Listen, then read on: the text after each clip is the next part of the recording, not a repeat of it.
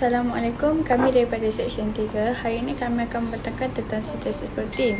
Ahli kumpulan kami terdiri daripada 6 orang. Saya Alisha Nadiana binti Nur Alizan, nombor KBJ 2215103660, Nur Anis binti Azhari, KBJ 22151036, Suzana binti Ibrahim, KBJ 22151093, Nur Aida Iliani binti Muhammad Aidil, KBJ 22151027, Nur Aisyah binti Muhammad Zuki, KBJ 22151093, Nur Sofia Hanim binti Muhammad Yushaimi, KBJ 22151017. Objektif pembelajaran pelajar akan dapat menyatakan definisi sintesis protein, dapat menyatakan contoh protein, menerangkan asas mekanisme sintesis protein, menerangkan kepentingan DNA dan RNA dalam sintesis protein. Okey, kita beralih kepada pengenalan. Sintesis adalah pembentukan, manakala protein adalah rantaian yang terbentuk daripada asid amino iaitu unit ringkas protein polipeptida. Sintesis protein pula melibatkan pencantuman asid amino membentuk rantaian berdasarkan arahan DNA di nukleus dengan bantuan RNA. Sistem ini berlaku di dalam sel. Seterusnya ialah contoh protein. Contoh protein, di sini contoh protein ada 8. Yang pertama ialah hormon. Contoh hormon ialah insulin. Yang kedua enzim iaitu amylase, protease dan ATPase. Yang ketiga struktur iaitu aktin dan meiosis, otot, keratin. Seterusnya yang keempat ialah pembekuan darah iaitu fibrin, thrombin, faktor pembekuan darah. Yang kelima pula ialah fiber iaitu collagen dan elastin. Yang keenam ialah transport iaitu hemoglobin dan albumin. Yang ketujuh ialah reseptor. Contoh reseptor ialah rhodopsin iaitu kesan cahaya pada mata pesakit. Yang terakhir ialah antibody. Antibody ada dua iaitu IgA dan IgG. Assalamualaikum, saya Suzana binti Ibrahim, KBJ 2215109293 akan membentangkan tahap yang diperlukan untuk proses sintesis protein. Yang pertama adalah DNA. DNA dikenali sebagai deoksiribonukleik asid, ialah satu molekul yang mengandungi kod genetik. DNA adalah molekul panjang yang terdiri daripada dua rantaian polinukleotida yang terletak di dalam nukleus sel. Apa itu polinukleotida? Polinukleotida adalah satu payu primer yang terdiri daripada 13 atau lebih monomer nukleotida. Ianya terikat secara kovalen di dalam rantai. Secara khususnya DNA adalah untuk gen yang dalam bahasa sel adalah blueprint untuk protein yang akan dihasilkan. Arahan spesifik untuk setiap protein yang terletak pada gen iaitu sebanyak 25,000. Untuk membaca blueprint ini, DNA double helix dibuka untuk mendedahkan enzim dan menterjemahkannya ke dalam mesej mudah alih ataupun suatu perantaraan yang dikenali sebagai RNA atau ribonucleic acid.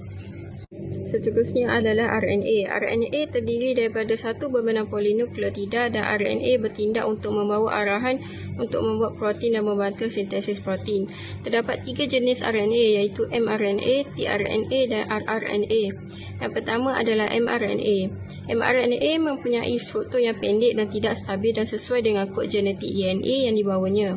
Kod genetik disimpan mRNA dalam bentuk triplet nukleotida atau codon. Kod genetik ini kemudian akan digunakan untuk mengarahkan sintesis protein. Ketersediaan mRNA dalam sel hanya 5% dari total keseluruhan RNA yang ada. Seterusnya adalah robosa RNA atau dikenali sebagai rRNA. Ianya memiliki struktur yang panjang dan stabil.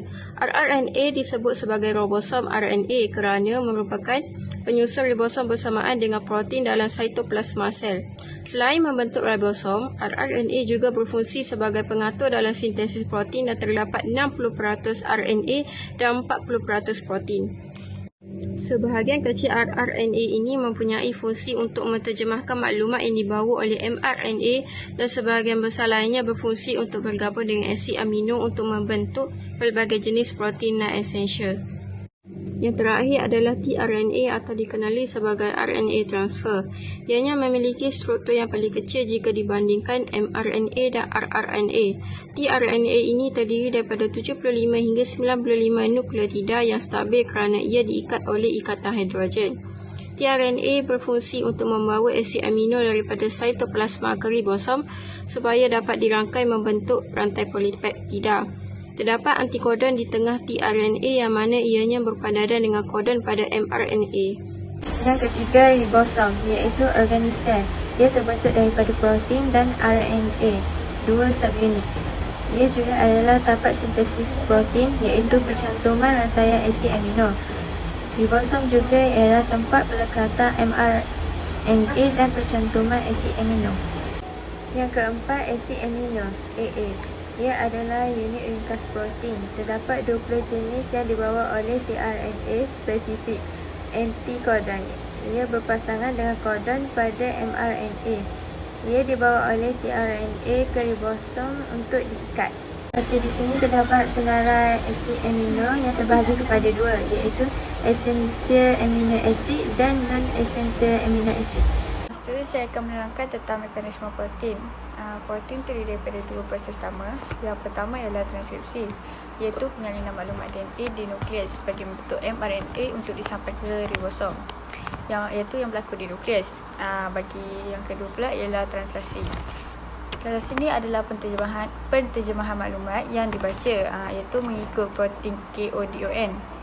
Protein KODON mempunyai 3 jenis judukan base nukleotida pada mRNA yang sepadan dengan anti-KODON pada tRNA, iaitu spesifik bagi setiap asid amino. Terdapat sebanyak 64 anti-KODON ataupun antikodon untuk 20 asid amino. Translasi ini berlaku di ribosom. Assalamualaikum, saya Nur Anis, nombor matriks KBJ 22151036. Kali ini saya akan menerangkan tentang transkripsi. Tahap pertama dalam sintesis protein adalah transkripsi. Dapat diketahui bahawa dalam proses ini terjadi penyalinan sebahagian DNA. Kenapa perlu disalin? Kerana DNA terletak di dalam nukleus, manakala proses pembentukan protein berlaku di ribosom yang terletak di sitoplasma. DNA tidak boleh bergerak sendiri ke ribosom, jadi ia memerlukan bantuan dari RNA polymerase untuk datang ke DNA, membuat cetakannya dan menyuruhnya pergi ke ribosom. Di dalam nukleus, RNA polymerase akan luraikan ikatan DNA menjadi dua dengan cara bergerak dari terminator ke promoter. Transkripsi mempunyai 3 tahap, iaitu initiation, elongation dan juga termination. Tahap pertama ialah ketika RNA polymerase sampai di promoter, maka proses ini dinamakan initiation. Seterusnya, RNA polymerase akan kembali berjalan menuju ke terminator dan akan membentuk mRNA. Proses ini dinamakan elongation.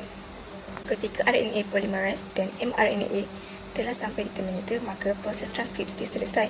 Termination adalah proses akhir dari transkripsi. Seterusnya, mRNA akan meninggalkan nukleus untuk ke ribosom. Poin penting yang ada di dalam proses transkripsi adalah informasi DNA disalin membentuk mRNA secara spesifik, seperti adenin pada DNA akan berpasangan dengan urasin pada mRNA, thymine pada DNA akan berpasangan dengan adenin pada mRNA, sitosin pada DNA akan berpasangan dengan guanin pada mRNA, dan guanin pada DNA akan berpasangan dengan sitosin pada mRNA. Okey, saya akan menerangkan dengan lebih lanjut tentang translasi. Translasi mRNA melekat pada ribosom. Proses translasi dimulakan dengan proses penterjemahan mRNA kepada turutan asid amino. Button permulaan bagi translasi adalah AUG start dan diikuti dengan initiation. Seterusnya, ribosom bergerak bersama dengan benang mRNA. Okey, dia bisa bergerak sekali lah. Dia ikut kodon ataupun KODON yang dibaca secara susunan, orang kata.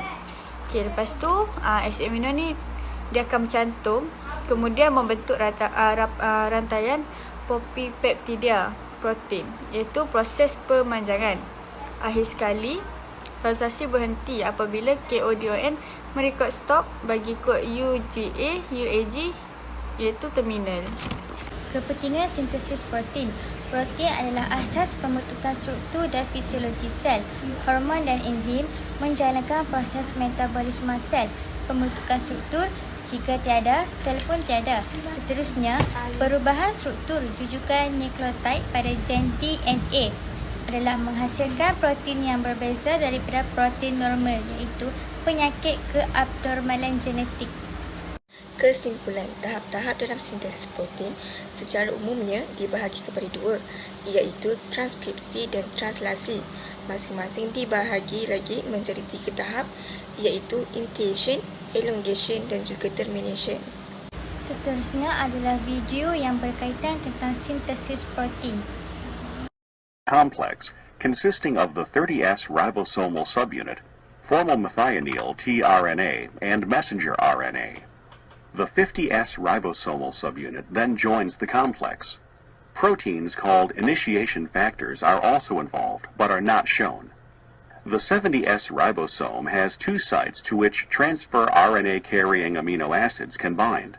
One is called the peptidyl, or P site, and the other is called the acceptor, or A site. There is also a third site called the exit, or E site, where transfer RNAs are released. The initiating transfer RNA carrying formal methionine binds to the P site. A transfer RNA that recognizes the next codon and carries the second amino acid then moves into the A site. The formal methionine carried by the transfer RNA in the P site is then joined to the amino acid carried by the transfer RNA that just entered the A site by a peptide bond. The ribosome now advances a distance of 1 codon, and the transfer RNA that carried the formal methionine is released at the E site. A transfer RNA carrying the next amino acid now moves into the A site, where the anticodon on the transfer RNA matches the codon on the messenger RNA. The ribosome shifts down by a distance of 1 codon. As the shift occurs, the 2 amino acids on the transfer RNA in the P site are transferred to the new amino acid, and the second transfer RNA is released from the E site. The ribosome continues to move along the messenger RNA, and new amino acids are added to the growing polypeptide chain. Elongation of the polypeptide is terminated when a stop codon moves into the A site. A stop codon does not specify an amino acid and does not have a corresponding transfer RNA. The ribosome dissociates into the 30S and 50S subunits, and the messenger RNA and protein are released.